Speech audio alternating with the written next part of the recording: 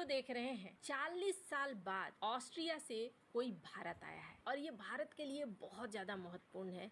PM Modi भी इस बैठक में है और ये बैठक क्यों महत्वपूर्ण है इस पर भी बात करेंगे। पर किस तरीके से ग्लोबली अब भारत बदल रहा है वो देखने को मिल रहा है। यूरोप को अब एशिया में एक बड़ा बदलाव दिख रहा है और उस बदलाव के केंद्र में दिख रहा है भारत। जर्मनी जैसे देश बड़ी प्लानिंग कर रहे हैं। हमेशा की तरह जानने को मिलेगा बहुत कुछ। आइए जानते हैं इन खबरों को विस्तार से। भारत अभी एक ऐसे पोजीशन में है ना कि कुछ देर हो सकता है ऐसा लगे कि भारत पीछे छूट रहा है, लेकिन ऐसा हो नहीं रहा है। भारत के पास इतना बड़ा बाजार है कि भारत पीछे छूट ही नहीं सकता है और दुनिया की जो रणनीति है वो रणनीति भी इस तरीके से जा रही है कि बहुत सारी चीजें खुद ब खुद भारत के पास आती हुई दिख रही हैं। स्क्रीन पर एक आर्टिकल देखिए। एक ही समय है जहां भारत ब्रिक्स के मेंबर से मीटिंग कर रहा है। ब्रिक्स की बैठक भारत में होनी है और ये देखने को मिल रहा है कि डॉक्टर एस जयशंकर ब्रिक्स के अपने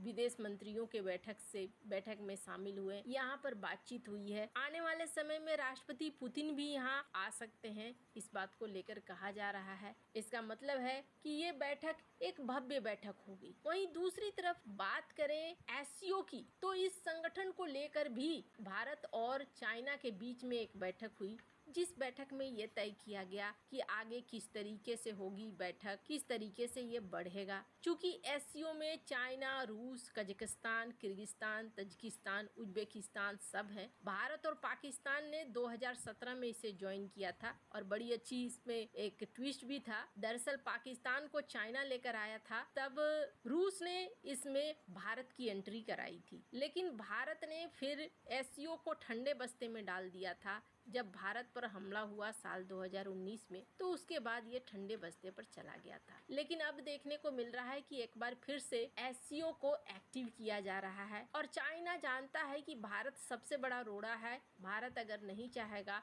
तो एससीओ की गति हो जाएगी धीमी। ऐसे में ये बैठक बता रहा है कि चाइना के लोग भी चाहते हैं कि भारत उनके साथ मिलकर एससीओ को आगे बढ़ाए। ब्रिक्स हो या एससीओ हो, साउथ एशिया में एक अलग माहौल बनता हुआ दिख रहा है और इस माहौल का असर भी देखने को मिल रहा है। अगर सिर्फ ब्रिक्स की बात करें तो इस रिपोर्ट के अनुसार ये कहा जा रहा है कि फरवरी 2026 में अगर रूस के अकेले की बात करें तो रूस ने अपना पूरा व्यापार लोकल करेंसी में लगभग निपटाया है, 60% से ज्यादा। 2025 में ये 54 था, इस बार 60 से भी ज्यादा हो गया है। नया रिकॉर्ड स्थापित हो रहा है। यानी धीरे धीरे अब ये अपने व्यापार को लोकल करेंसी में करने लगे हैं। रूबल, युआन, रूबल, रुपया। रूस के सबसे बड़े व्यापारिक साझेदार हैं चाइना और भारत, और चाइना और भारत दोनों के ही साथ ये लोकल करेंसी में व्यापार कर रहा है। वहीं दूसरी तरफ यूएई की बात करें, यूएई दिरहम का भी इस्तेमाल कर रहा है। यानी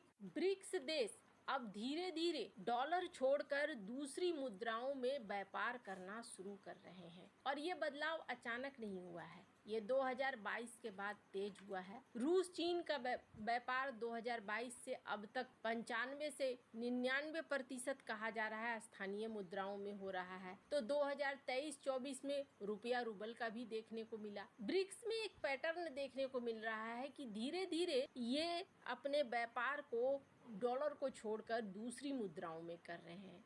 सिर्फ चाइना की ही बात करें तो चाइना ने आसियान देशों के साथ 1.3 ट्रिलियन डॉलर का व्यापार युआन में सेटल किया है। भारत ने यूएई, सऊदी अरब के साथ रुपये में व्यापार समझौता किया है। ब्राजील और दक्षिण अफ्रीका भी स्थानीय मुद्रा को बढ़ावा दे रहा है। ऐसे में ये ग्रुप बहुत ज्यादा महत्वपूर्ण हो जाता है और भारत इसमें एक अहम किरदार के रूप में उभर रहा है। और सबसे बड़ी चीज क्या है, अगर आप ये देख रहे हैं कि ब्रिक्स और एससीओ में भारत एक्टिव हो रहा है, वहीं इसका मतलब ये नहीं है कि यूरोप भारत के साथ नहीं आ रहा है। यूरोप खुद ब खुद भारत के साथ आता हुआ खड़ा हो रहा है, आता हुआ दिख रहा है। डोनाल्ड ट्रंप की वजह से कहें या फिर परिस्थितियों की वजह से कहें, खुद ब खुद ये देखने को मिल रहा है कि यूरोप भारत की तरफ खींचा चला आ रहा है। इसका एक बड़ा उदाहरण देखिए, जर्मनी की 53% ऐसी कंपनियां हैं जो ये सोच रही हैं कि हम भारत में अपना विस्तार करें,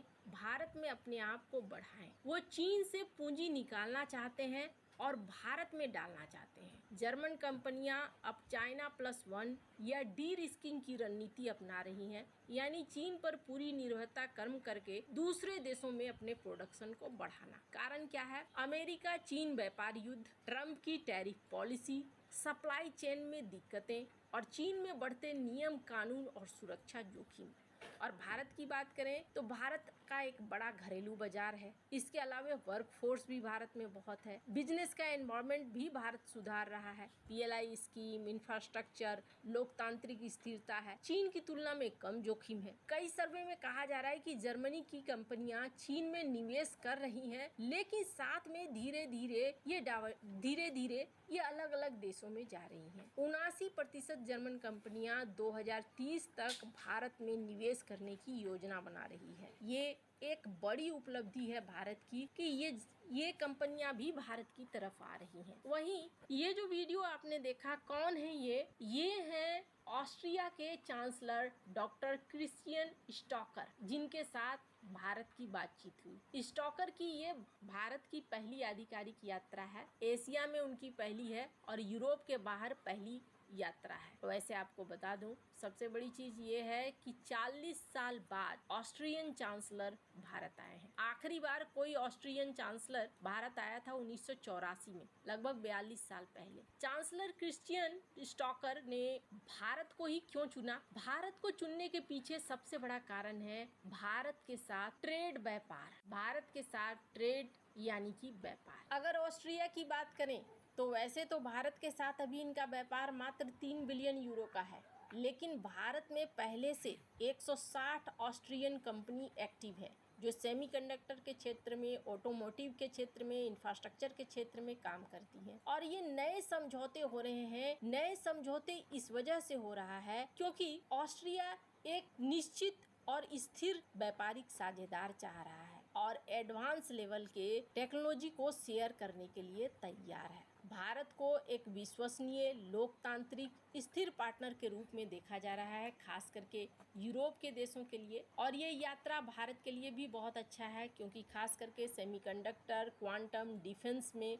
ये भारत के अंदर निवेश करेंगे। जैसा मैंने कहा, यूरोपीय देशों में एक बड़ा चलन अभी देखने को मिल रहा है और वो ये है कि चाइना प्लस वन पर जाना चाहते हैं वो। इसी वजह से यहाँ पर 15 समझौते हुए हैं जो आने वाले सालों में ठोस नतीजे देंगे, ये माना जा रहा है। खैर, अब धीरे धीरे बहुत सारे देश हैं जो भारत की तरफ खींचे चले आ रहे हैं। भारत इस समय अपनी इकोनॉमी पर पूरा ध्यान दे रहा है। आपको क्या लगता है? इन सब मामले में आपकी क्या राय है? कमेंट कर जरूर बताएं। जल्द मिलते हैं अगले वीडियो में नई खबर के साथ।